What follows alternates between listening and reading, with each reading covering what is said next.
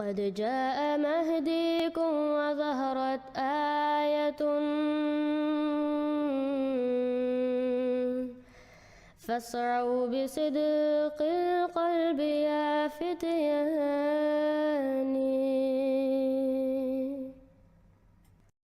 अस्सलामु अलैकुम वरहमतुल्लाहि वबरकातुहू। हज़रत मोहम्मद सल्लल्लाहु अलैहि वसल्लम की सदाकत के लिए ये निशान है कि आप सल्लल्लाहु अलैहि वसल्लम ने अपने दुश्मनों को भी माफ़ किया और उनके लिए दुआएं की। அன்பிற்குரிய சகோதரர்களே, அஸ்ஸலாமு அலைக்கும் வரஹ்மத்துல்லாஹி வபரகாத்துஹு. நபிகள் நாயகம் ஸல்லல்லாஹு அலைஹி வஸல்லம் அவர்களுடைய உண்மைக்கான ஒரு சான்று என்னவென்றால், அவர்கள் எப்பொழுதுமே தங்களுடைய எதிரிகளை மன்னித்து வந்தார்கள், மேலும் அவர்களுக்காக பிரார்த்தனை செய்து வந்தார்கள். இதே சான்றை நாம் வாக்களிக்கப்பட்ட மசீஹும் இமாம் மெஹதியும் ஆகிய சையதுனா ஹஜ்ரத் மிர்சா குலாம் அஹ்மது காதியானி அலைஹிஸ்ஸலாம் அவர்களுடைய வாழ்க்கையிலும் காண்கின்றோம். அவர்கள் தங்களுடைய எதிரிகளுக்காக அதிகம் துவா செய்தார்கள். மேலும் இது அன்னாருடைய உண்மைக்கான மிகப்பெரிய சான்றாகும். ஹஜ்ரத் வாக்களிக்கப்பட்ட மசீ அலைஹிஸ்ஸலாம் அவர்கள் இவை அனைத்தையும் வெறும் எழுத்தளவில் மட்டும் விட்டுவிடவில்லை. மேலும் அனைத்து மனித இனத்திற்காகவும் நான் மற்றவரை விட மிகவும் அதிகமான நேசம் வைத்திருக்கிறேன் என்று அவர்கள் வெறுமனே வாதம் மட்டும் செய்யவில்லை.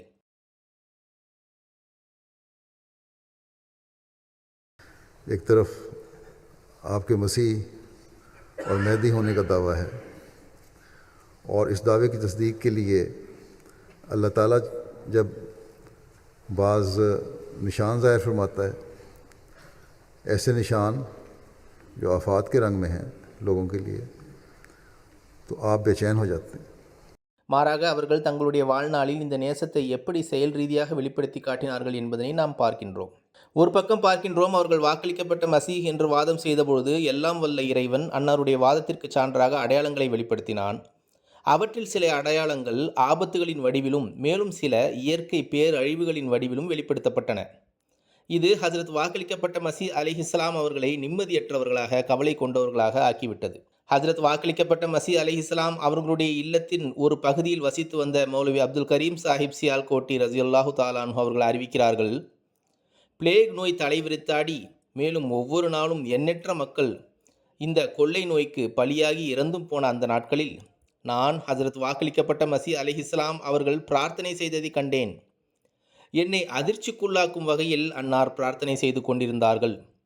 கட்டுக்கடங்கா உணர்ச்சியை கொண்டதாகவும் உணர்வுபூர்வமாகவும் பேரார்வம் கொண்டதாகவும் இதயத்தை உருகச் செய்கின்ற தாங்கொணா துயர் கொண்டதாகவும் அவர்களின் துவா பிரார்த்தனை இருந்தது. அதனை கேட்பவரை கூட ஒரு அசாதாரணமான உணர்ச்சி வசப்பட்ட நிலைக்கு ஆளாக்கக்கூடியதாக அது இருந்தது. அவர்கள் இறைவனுடைய சன்னிதானத்தில் சிரம் பணிந்தவர்களாக கண்ணீர் சிந்திக்கொண்டும் அழுது கொண்டும் இருந்தார்கள். அவர்களுக்கு எந்த அளவு வலியும் வேதனையும் நிறைந்திருந்தது என்றால், பிரசவ வேளையில் துடித்து கொண்டிருக்கின்ற ஒரு பெண்ணின் நிலையை போன்று அது இருந்தது என்று மௌலவி சாஹிப் கூறுகிறார்கள். அவர்கள் மேலும் கூறுகிறார்கள், நான் மிகவும் கவனமாக அவர்கள் பிரார்த்தனை செய்வதை கேட்டேன். அவர்கள் பிளேகின் தண்டனையிலிருந்தும் மனித இனம் காப்பாற்றப்படுவதற்காக பிரார்த்தனை செய்வதை கேட்டேன். அவர்கள் இவ்வாறு பிரார்த்தனை செய்தார்கள், இறைவா, இந்த அனைத்து மக்களும் பிளேக் நோயின் தண்டனையினால் அழிந்துவிட்டால் பிறகு உன்னை வணங்குவதற்கு யார்தான் எஞ்சி இருப்பார்கள் என்று பிரார்த்தனை செய்து கொண்டிருந்தார்கள். ஹுசூர் கூறுகிறார்கள், எனவே இதனை கவனித்து பாருங்கள்.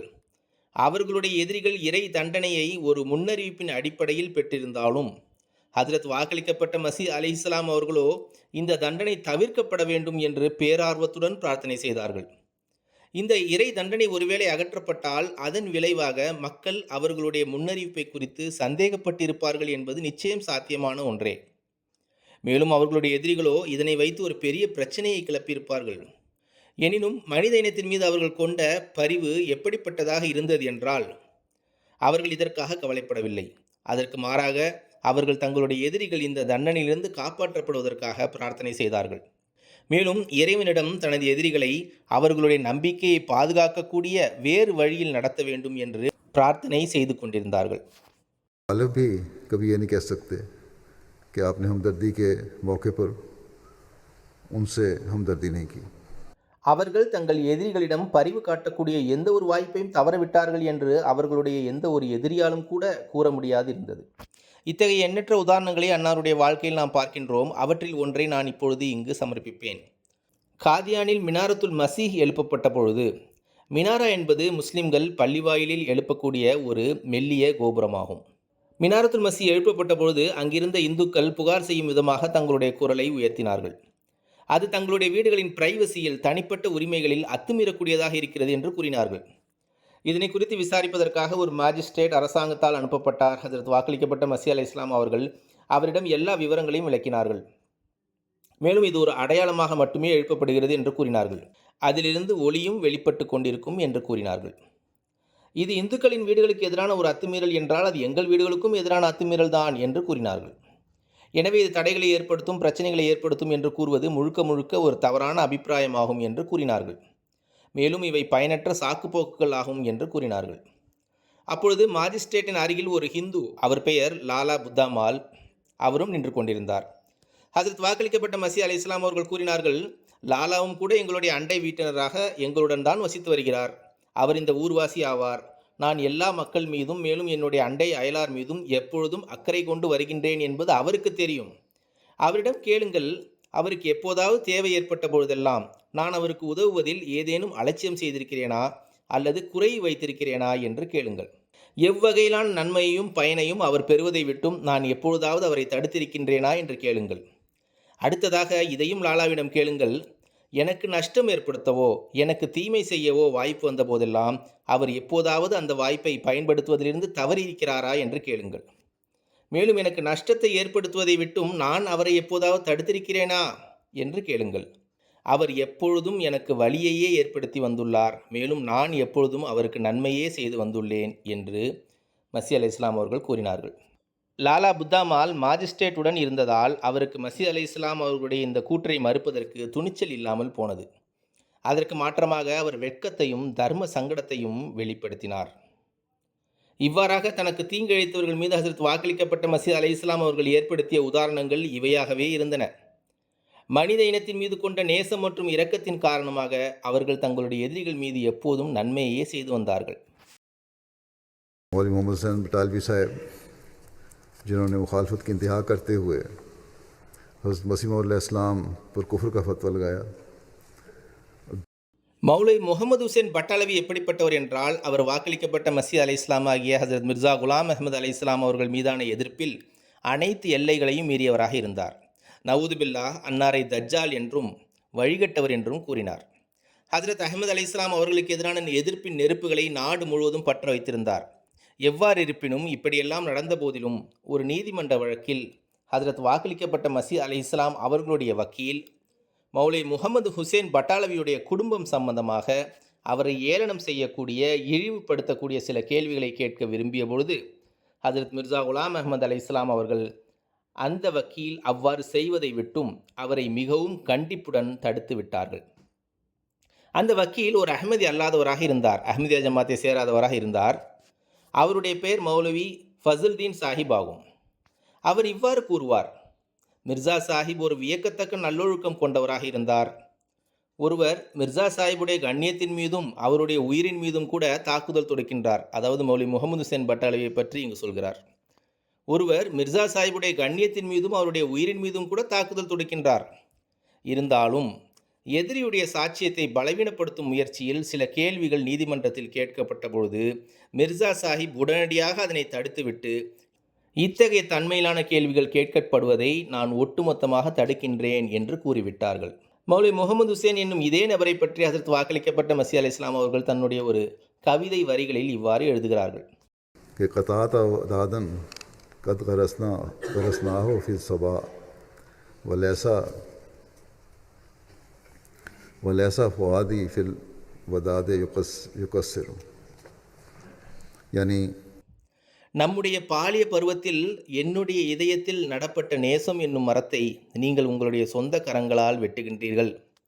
இருப்பினும் எந்த விஷயத்திலும் என்னுடைய உள்ளம் நேசம் மற்றும் இரக்கத்தினை வெளிப்படுத்திட ஒருபோதும் தவறாது என்று தங்களுடைய நட்பை பற்றி கூறுகிறார்கள்.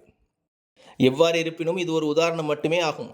இவ்வாறு எத்தனையோ முஸ்லிம் அறிஞர்கள், ஆலிம் சாக்கள் ஹஜ்ரத் மசி அலைஹிஸ்ஸலாம் அவர்களுடைய பணிக்கு முடிவு கட்டுவதற்கு தங்களால் இயன்றதை செய்தார்கள் என்பதற்கு இது ஒரே ஒரு உதாரணம் மட்டுமே ஆகும். தங்களை முஸ்லிம் ஆலிம்கள் என்று அழைத்து கொள்ளக்கூடிய எத்தனையோ பேர் அவர்களை எதிர்த்திருந்தார்கள். அவர்களுக்கு காஃபிர் ஃபத்வாவும் கொடுத்தார்கள். மேலும் இந்த பழக்கம் இன்று வரையிலும் கூட தொடர்கின்றது. இதன் காரணமாகத்தான் எத்தனையோ முஸ்லிம் நாடுகளில் இப்பொழுது நமக்கு எதிராக எதிர்ப்பு இருக்கின்றது. நம் மீது ஹஜ்ரத் வாக்களிக்கப்பட்ட மசீஹ் அலைஹிஸ்ஸலாம் அவர்களுடைய போதனைகளின் தாக்கத்தின் காரணமாக நாம் ஒருபோதும் இந்த எதிர்ப்புக்கு பதிலளிக்கும் பொழுது நம்முடைய நல்லொழுக்கத்தின் தரநிலைகள் வீழ்ந்து விடுவதற்கு அனுமதிக்கவே கூடாது. மேலும் நாம் ஒருபோதும் சட்டத்தை நம்முடைய கைகளில் எடுத்துக்கொள்ளக்கூடாது.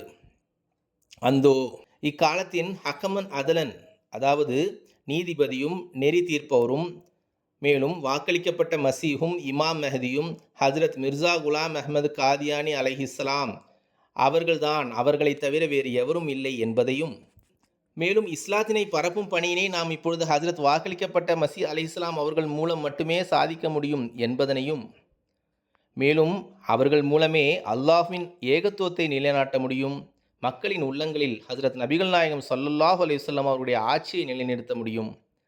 மேலும் இது மக்களின் உள்ளங்களில் மட்டுமே நிலைநிறுத்தப்பட முடியும், நாடுகளிலும் நிலங்களிலும் அல்ல. இதனை ஹஜ்ரத் வாக்களிக்கப்பட்ட மசீஹ் அலைஹிஸ்ஸலாம் அவர்களுடைய ஜமாத்தின் மூலமே அடைய முடியும். வாளின் மூலமாகவோ, ஆயுதங்கள் மூலமாகவோ, பலாத்காரத்தின் மூலமாகவோ அல்ல. தீவிரவாதத்தின் மூலமோ அல்லது அப்பாவி மக்களை இஸ்லாத்தின் பெயரால் கொலை செய்வதன் மூலமோ அல்ல என்பதையும் இந்த மக்கள் மட்டும் அறிந்திருந்தால் எவ்வளவு நன்றாக இருக்கும் என்று ஹுசூர் கூறினார்கள். ஜஸாக் அல்லாஹ். அஸ்ஸலாமு அலைக்கும் வரஹ்மத்துல்லாஹி வபரகாத்துஹு. If you have not yet subscribed, make sure to subscribe and click on the bell icon so you can get notifications for every new video.